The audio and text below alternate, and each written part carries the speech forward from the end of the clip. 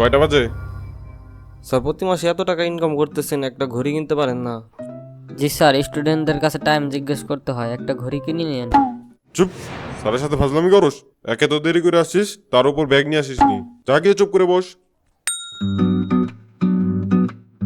তোরা মানুষ হলি না, ক্লাসে বসেও তোদের ফোন টিপতে হবে? একটু ফিউচারের কথা ভাব। এই পড়াশোনা দিয়ে তো পাসও করতে পারবি না, একটু পড়ালেখায় মনোযোগ দে, পড়ালেখা কর। তোর এমবি কখন শেষ হয়েছে? এই তো কালকে রাতে। তাই তো বলি, এত মোটিভেশন আসতেছে কই থেকে? হটস্পট দিতে আসি, চুপচাপ দেখ আর আমাকেও দেখতে দে। আগে দিলেই তো আর এই ভাষণটা দেওয়া লাগে না। স্যার আজকে অ্যাসাইনমেন্ট জমা দেওয়ার কথা ছিল। এখন কি হবে? কি আবার হবে? কিছুই হবে না, আমি পুরো প্রস্তুতি নিয়ে আসছি। মানে কিসের প্রস্তুতি? টাইগার বাম। কে কে অ্যাসাইনমেন্ট করিসনি তাড়াতাড়ি সামনে চলে আয়। ও, তোরা তিনজনই, তোকে দিয়ে শুরু করি তাহলে। কি হলো, তুই ব্যাট ধরলি কেন? স্যার আপনি ওকে মারতে পারেন না।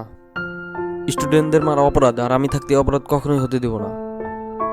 কিন্তু স্যার ওকে মারতে পারেন, ও তো কোনো স্টুডেন্টই না।